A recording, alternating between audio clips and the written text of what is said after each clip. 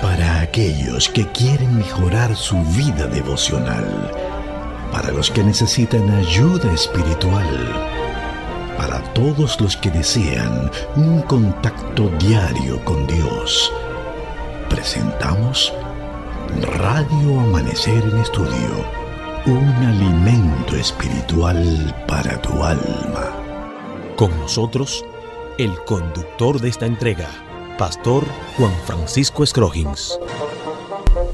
Amados amigos, apreciados oyentes de Radio Amanecer, muchísimas gracias por estar con nosotros en este horario. Un horario que es dedicado a estudiar la palabra de Dios, la Biblia, y siempre que nosotros estudiamos las Sagradas Escrituras, la Biblia, crecemos, somos mejores ciudadanos en esta tierra, nos estamos preparando para una patria mejor, y en la medida en que nos empapamos de estos asuntos en términos espirituales, nos estamos capacitando para ayudar también a otros a entender y hablar de la gran esperanza que habita en los hijos de Dios en esta tierra, de una patria mejor, es a saber, el reino de los cielos. Gracias por acompañarnos. Radio Amanecer en Estudio ya está en el aire. En el día de hoy estaremos compartiendo con ustedes el Mesías cortado. Es el tema que estaremos abordando en este día, el Mesías cortado, y esto lleva su nexo, su conexión con el tema general de la semana, la hora de su juicio, y el texto que nos está sirviendo de base, de fundamento para estos comentarios, Romanos capítulo 13, los versículos 11 y 12. Y hagan esto conociendo el tiempo, que ya es hora de levantarnos del sueño, pues ahora nuestra salvación está más cerca que cuando creímos. La noche está muy avanzada, el día casi ha llegado. Desechemos las obras de las tinieblas y vistámonos de las armas de luz. Una bendición especial para usted, Pastor Cristian Veras, quien está con nosotros aquí en cabina, haciendo los comentarios a estas lecciones. Y esa es nuestra oración de siempre, para que Dios pueda guiar su ministerio, pueda guiar a su familia, y finalmente cuando este sistema de cosas pasen, el Señor nos dé el privilegio y la oportunidad de morar con Él por toda la eternidad. Dios le guarde. Gracias, Pastor. Muchísimas gracias, mi estimado amigo, mi hermano. Que también el Señor te guarde y que en todo momento permita que su Espíritu Santo pueda reinar en tu corazón. Amén, muchas gracias. Y por supuesto a ti, hermano y amigo, que nos escuchas a esta hora y que estudias al junto nuestro la santa palabra de Dios. Les invitamos para que podamos hablar con nuestro Salvador. Gracias, Padre querido, bendito Dios y Salvador. Muchas gracias una vez más, porque nos ayudas a poder estar en contacto contigo a través de tu palabra. Nos gusta estudiar tu palabra porque ella nos ayuda a estar bien claros, bien enterados de las cosas celestiales y nos prepara para las por venir. En el nombre de Jesús oramos. Amén. Pastor Cristian Veras, en esta semana, aunque la radio se prepara como un estudio diario, pero uno tiene que retornar a algunos estudios anteriores. Y a pesar de que hay personas que posiblemente están sintonizando por primera vez y al escuchar, hoy van a estudiar un tema que dice el Mesías cortado, ¿a qué se estará refiriendo? Ya hemos dicho que todo obedece a una profecía bíblica que se encuentra en el libro de Daniel, en el capítulo 8, con continuación en el capítulo 29, solo un trozo que habla de una profecía larga y que presenta algunos detalles en torno a esa profecía, donde se habla de un Mesías que será cortado. El término Mesías, y a qué se está refiriendo esto con que el Mesías cortado. Sí, lo primero que quisiera decir es que el concepto de Mesías en el antiguo Israel era bien claro para todo habitante del pueblo, porque había sido prorrateado en toda la Biblia.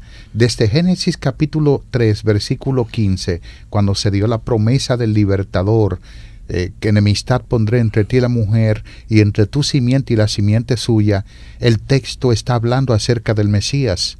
En el Salmo número 2, cuando dice que describe el reinado universal del Mesías, está hablando del mismo Mesías. Los judíos creían en dos Mesías, uno de la ascendencia davídica y otro de la ascendencia de José. Sí. El de la ascendencia de José, ellos entendían que debía llevar al pueblo un conocimiento en tierras extrañas, pero dejaron de creer en él porque cuando vieron el sufrimiento de José, dijeron que era inmoral que una persona sufriera tanto, y entonces dejaron de creer en el concepto del Mesías. Pero ellos creían en un Mesías también de la ascendencia davídica, que llevaría al pueblo de Israel a extender sus contornos en todo el sentido de la palabra. Sí, porque David fue el principal rey que llevó a Israel precisamente al gobierno más espléndido que haya tenido algún rey en Israel. David fue quien cumplió la profecía que Dios había dado, por supuesto, de que extendería sus dominios de extremo a extremo. De manera que el Mesías surge de la ascendencia davídica. Nosotros podemos ver el Mesías en varias vertientes. Ciro fue un Mesías, y fue un Mesías de Dios. Uh-huh. Porque en Isaías capítulo 45 dice, así dice Jehová a su ungido, a Ciro, es decir, a su Mesías. David fue un ungido, los reyes eran ungidos. El ungimiento era para personas con cargos especiales, a quienes Dios había designado para un propósito. Ahora, en la Biblia hay un solo Mesías Salvador, y ese es Jesucristo. Ese título, ese término, no se aplica a nadie más. ¿Por qué es cortado? Porque la profecía decían que el Mesías moriría. En Isaías capítulo 63, que de hecho es el profeta posiblemente que menciona más el concepto de Mesías y lo presenta como el siervo sufriente, Isaías 63 habla de que el Mesías moriría y sería pisoteado como uvas, y después él entonces tomaría venganza por eso. Pastor, y siendo que hay textos de la Biblia tan claros en el Antiguo Testamento, y que por supuesto los grandes religiosos, los escribas y los fariseos tenían acceso a esos documentos, la gran pregunta que muchos se han hecho en torno a este título, el Mesías cortado, ¿será acaso que los judíos obviaban esa parte de los profetas donde decía que el Mesías debía sufrir, que moriría por nosotros? ¿Dónde falló el caso de esos grandes religiosos que no pudieron interpretar esa profecía bíblica que hablaba de un Mesías que sería cortado? ¿En verdad quieres saber, pastor? Sí, señor. El gran conflicto. Satanás estaba detrás del gran conflicto para que los dirigentes judíos no reconocieran a Cristo como el Mesías, y que la obra que el Salvador venía a realizar no se efectuara. Ahí está el detalle. Pero lo peor de todo es que nosotros podemos caer en los mismos errores de esos dirigentes y no reconocer a Cristo como nuestro Mesías, porque cuando no le obedecemos y cuando tiramos por tierra sus mandamientos, lo estamos desconociendo igual que ellos. Perfecto. Vamos a seguir en el marco histórico y en el contexto que estamos estudiando sobre el Mesías. Importante destacar que en este caso, como ya habíamos apuntado en lección anterior, ante la preocupación de Daniel y esa profecía de los 2300 días y las otras que tenían que cumplirse dentro de esa profecía mayor, como el caso de los 490 años, es aquí donde Gabriel empieza comentando a Daniel esta profecía de 490 años con un acontecimiento que era extremadamente importante para Daniel y para los judíos. Era la orden de restaurar y construir a Jerusalén, aunque se habían aprobado varios decretos, y usted estuvo recientemente hablándonos acerca de esos decretos relativos a lo que era la restauración de Jerusalén.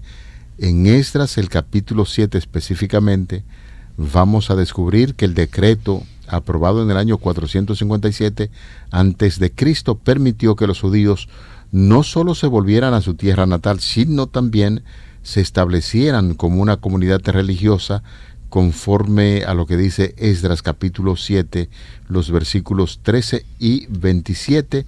Y es importante en este sentido notar que el decreto de Artajerjes, que se emitió en el otoño del año 457 a.C., y a partir de ese decreto 457 a.C. hasta el Mesías según Daniel, habría 69 semanas o 483 años. Si comenzamos en el 457 a.C. y avanzamos en la línea de tiempo de la historia, llega hasta el año 27 de Jesucristo. ¿Qué pasó específicamente en el año 27? Ya en otras entregas hemos hablado del año 27, que es el ungimiento del Mesías. Uh-huh. ¿Cómo así? Si Cristo fue ungido por Dios, el bautismo de Jesús en el río Jordán, es casi demostrable, o no casi, pastor y estimados amigos, es demostrable en la Biblia de que el bautismo es un ungimiento.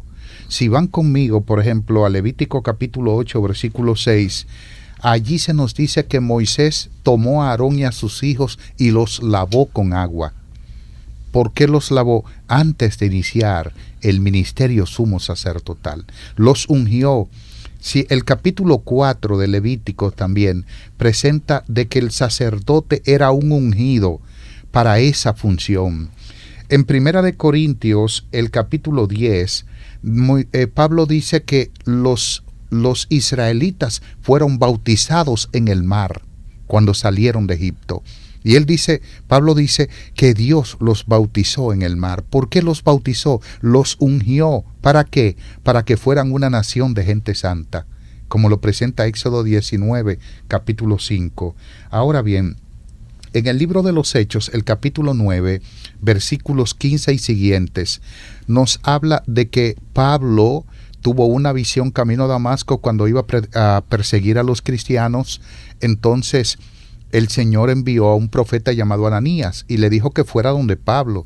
Y él le dijo: Señor, pero ese es el que asolaba, es aquel que mataba. ¿Y cómo tú me...? Y él le dijo: ve, porque instrumento escogido es este. Y cuando fue, él le dijo: hermano Saulo, el Señor te devuelve la vista. El texto dice que inmediatamente Pablo se bautizó y Pablo inicia su ministerio. Es decir, el ungimiento del Mesías, el bautismo del Mesías, era un bautismo para iniciar una misión de 3 años y medio, y esa misión era de reavivamiento y reforma. Esa misión era de purificación del pueblo. Cristo vino a poner fin al pecado. En Zacarías capítulo 9, versículo 9 dice: alégrate mucho, hija de Sión, da voces de júbilos, hija de Jerusalén, porque aquí que tu rey vendrá a ti, justo, salvador y humilde, cabalgando sobre un asno. Cristo vino a conquistar el pecado en su primera venida, y por eso es ungido por Juan en el río Jordán, en el año 27 de nuestra era. Eso se establece que Jesús fue bautizado en esa fecha. ¿Es así, pastor? Así es. A veces cuando tenemos que hablar acerca del bautismo por inmersión, utilizamos el caso de Jesús, que ya era adulto y fue bautizado allí, y responde precisamente a esa profecía bíblica que había. Jesús debía ser bautizado, ungido en esa época. Se establece que no solamente es un ejemplo para las personas que puedan ser bautizadas de esa manera, sino más bien que cumple con un propósito importante. Jesús es ungido, bautizado para iniciar su ministerio, que duró unos 3 años y medio, como usted acaba de señalar. Esa declaración la encontramos en el Evangelio de Mateo, en el capítulo 3, los versículos del 13 al 17, cuando se cumple exactamente en el año 27 de la era cristiana el ungimiento de Jesús. Entonces Jesús vino a Galilea, a Juan al Jordán, para ser bautizado por él, mas Juan se le oponía diciendo: yo necesito ser bautizado por ti y tú vienes a mí. Mire la interesante respuesta que da el Señor. Le respondió: deja ahora, porque así conviene que cumplamos toda justicia. Entonces le dejó, y Jesús, después que fue bautizado, subió luego del agua, y aquí los cielos fueron abiertos y vino el Espíritu de Dios, que descendía en forma como de paloma. Vino una voz de los cielos que decía: este es mi Hijo amado en quien tengo complacencia.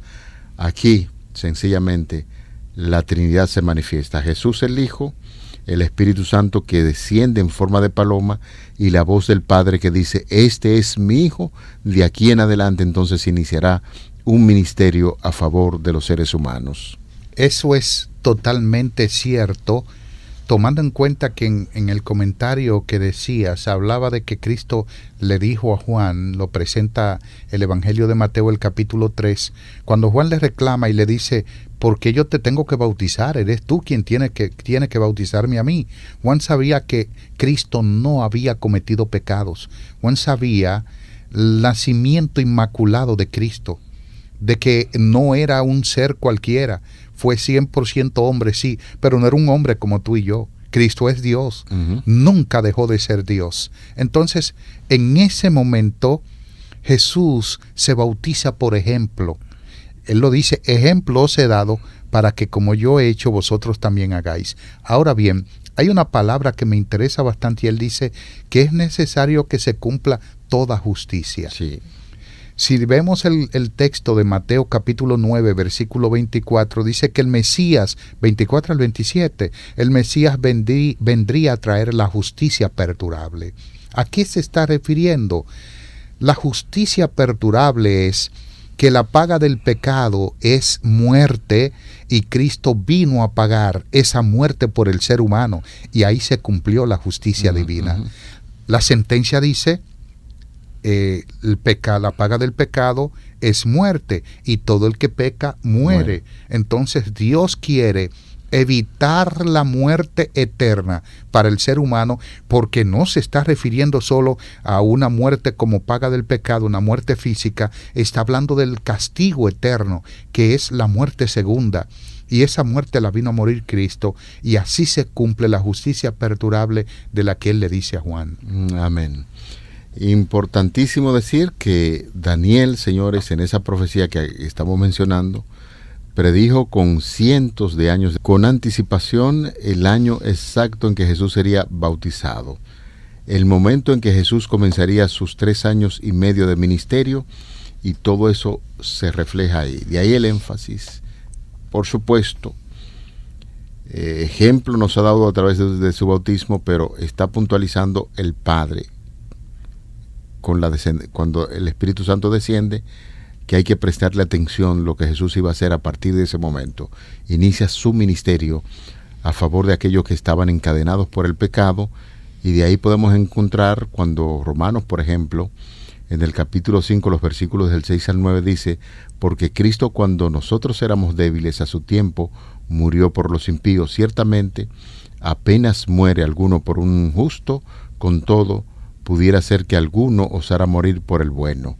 Mas Dios muestra su amor para con nosotros en que siendo aún pecadores, Cristo murió por nosotros, pues mucho más estando ya justificados en su sangre, por él seremos salvos de la ira. Esto, si usted lo compara con lo que dice Daniel 9:26, tiene su cumplimiento. Después de las 70 semanas y 2 semanas se quitará la vida al Mesías, mas no por sí, y el pueblo de un príncipe que ha de venir destruirá la ciudad y el santuario, y su fin será con inundación, y hasta el fin de la guerra durarán las devastaciones. De manera que cuando miramos el ministerio de Jesús, vino a esta tierra para traer esperanza. El bautismo lo prepara para iniciar su ministerio en la predicación del reino de los cielos se ha acercado, y la gente a partir de ese momento debía tener esperanza a través del ministerio de nuestro Señor Jesucristo. ¿Por qué Daniel, cuando Gabriel le dice a Daniel en el versículo 26, capítulo 9, que la vida al Mesías se le quitaría no por sí, ¿de qué está hablando? Está diciendo que él no sería culpable. Se le va a quitar la vida, pero no fue que hizo algo para que se le quitara. Él está poniendo su propia vida. Claro. Hay una aparente dicotomía que no es ninguna dicotomía entre lo que dice Hechos capítulo 3 versículo 15, 14 y 15, donde Pedro le dice a los judíos que ellos mataron al Hijo de Dios. Cristo dice en el Evangelio de Juan, el capítulo 10, que nadie le quita su vida, que Él la pone de sí mismo para volverla a tomar. El capítulo 10, versículo 10 dice: yo he venido para que tengan vida y para que la tengan en abundancia. Lo que está diciendo es que no fue que al Mesías le quitaron la vida porque Él hizo algo, fue que Él la puso. Fue que Él hizo provisión para eso. Fue que antes de la fundación del mundo, Dios previó en su omnisciencia divina que la humanidad fallaría, pecaría. Y Él en su amor no quiso dejar a la humanidad a su suerte perdida, sino que diseñó un plan para rescatar a la humanidad conocido como el plan de redención, y la forma de hacerlo era a través de la muerte de Cristo en la cruz del Calvario. Y esto fue predicho cientos de años antes. ¿Por qué?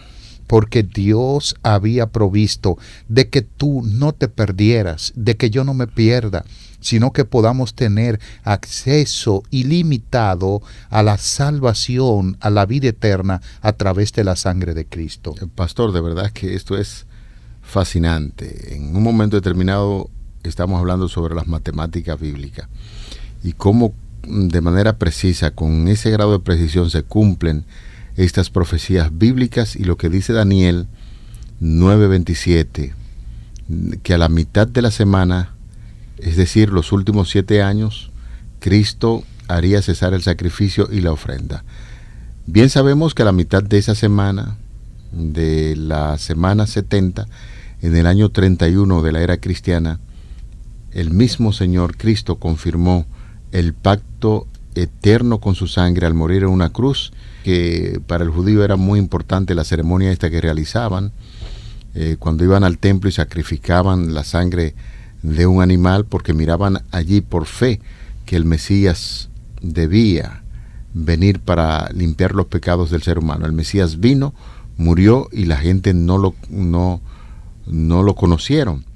Lo importante es que con la muerte de Cristo allí en la cruz del Calvario, el sistema de sacrificios que señalaba a Jesucristo, tiene cumplimiento, y a partir de ese momento ya la gente no tiene que hacer ningún tipo de sacrificio de sangre, porque la sangre de Cristo cubre todos los pecados de la humanidad, y ahí tiene cumplimiento, y alabamos a Dios sencillamente porque esa profecía bíblica se cumplió, y en la persona de Cristo derramando su sangre por nosotros, hoy vivimos con esperanza de redención y vida eterna.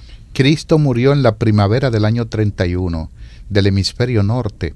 La primavera en Israel entre marzo y abril es la misma nuestra, pastor. Marzo, abril. Esa primavera, del año 31, el 14 de Abib o Nisan, Cristo murió en la cruz del Calvario.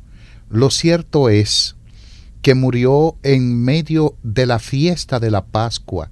Se llamaba la Pascua, pero eran 3 fiestas juntas. Estaba la Pascua que iniciaba el día 14, ese viernes inició, no importa qué día cayera, pero era el 14, iniciaba la Pascua. Luego al día siguiente estaba la fiesta de los panes sin levadura, que era por 7 días, se extendía por 7 días.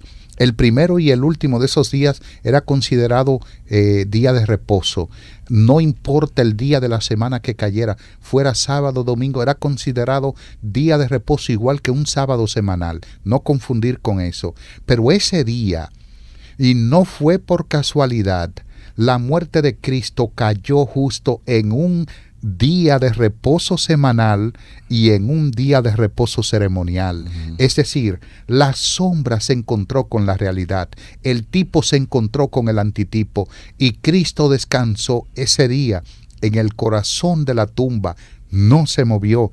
Pero al día siguiente, el primer día de la fiesta de las primicias, donde se mecían las gavillas, Cristo resucitó el 16 del mes de Abib o Nisan del año 31, y entonces cuando resucita, otros resucitaron con él. Cristo está venciendo a la muerte, Cristo está venciendo el pecado, está venciendo a Satanás, y está dando el cumplimiento cabal de que Él es el Mesías que el Antiguo Testamento había predicho que vendría a poner fin al pecado de la humanidad. Amén.